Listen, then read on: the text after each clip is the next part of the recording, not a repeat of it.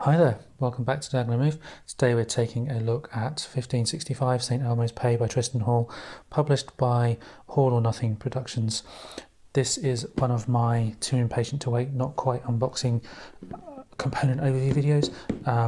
So some of the things in here will have already have been opened from their original packaging, but it should give you a good idea of what's in here anyway and what the game's about.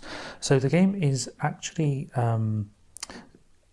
set in 1565, obviously, and it's a game which recreates the Siege of Malta during that year, in which the Ottoman Turks descended upon the Knights of St John on the island of Malta with the intent of conquering the island of Malta and really just doing an injustice to the Knights of St John.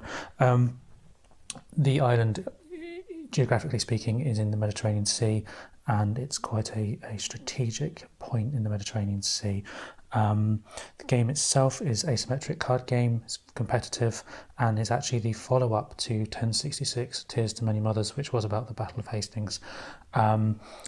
Those two games together make up the historic epic battle system, and I believe there is a third one coming.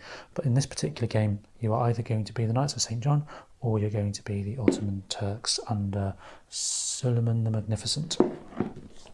The box itself is a fairly large box actually for a card game, but there's more than you might expect in here from what is described as a card game. So we have a bunch of rules, and the rules are very nicely laid out, very colourful. Plenty of detail on the iconography and the setup. A nice, dare I say, Eurogame approach to a historical game compared to some that I've featured on the channel.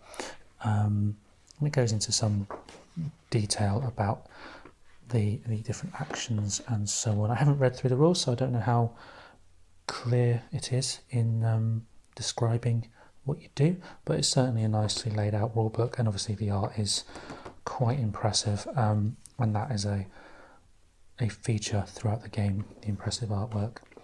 And then there's a nice glossary on the back, which is always helpful with these historical games, regardless of whether you're looking at a card game or a complex hex and counter game. Now, one of the reasons I got this game,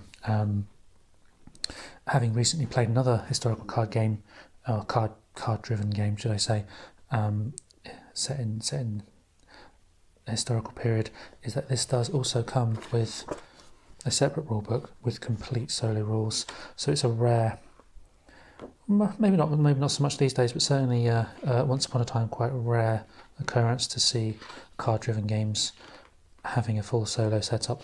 But this one does, and you can play as either the Knights of St John or the Ottoman Turks, and again you have quite a nice detailed rulebook, and by all accounts this game is entirely compatible with 1066, and I believe that goes for the solo mode as well. Within the box we do have just an advert really, looking at some of Tristan's other games, Shadows of Kilforth, Gloom of Kilforth, and of course the predecessor to 1565. There's a sheet of counters fallen off the sprue, so they should be pretty easy to pop out. Those of you who are familiar with the trouble we have sometimes with wargame counters, not that this is necessarily a wargame in the same sense of the word, but again, nice thick cardboard, and great artwork on there as well. We have within the box a couple of separately sealed cards. The replacement here for some cards in 1066 should you need them, and then a new card or a replacement card for 1565, because the original one apparently had a very small 3 misprinted underneath the 5, which you could barely notice even when you put the two side by side, but that is a replacement for a slight misprint elsewhere in the card deck. There's this resource wheel specific to the solo game, which details the resources available during during the solo game to the AI opponent. Again, that's pretty good quality. Very nice feel to that. And there are some nice wooden bits. I'm a sucker for nice wooden bits, even in historical games, and so this is a nice addition.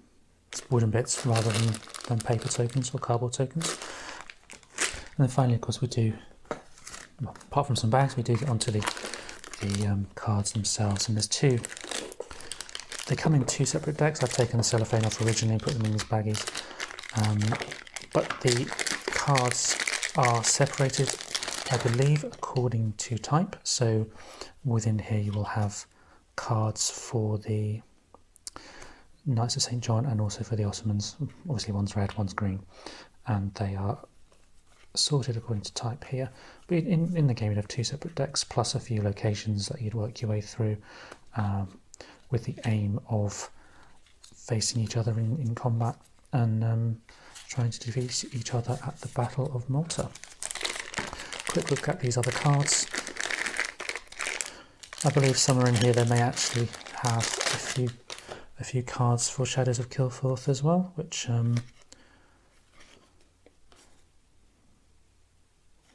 could potentially be those ones. I don't actually have Shadows of Kilforth, but they certainly... Oh no, they look like they belong to this game. Maybe I'm mistaken, I'm not sure. As you can see, they're all separated out within the two decks, and you need to do a bit of sorting beforehand. Apparently this is not, I mean, I've not played 1066, but apparently this system is not a deck builder. It's not a living card game. Everything you need is in here, which is fantastic from my point of view.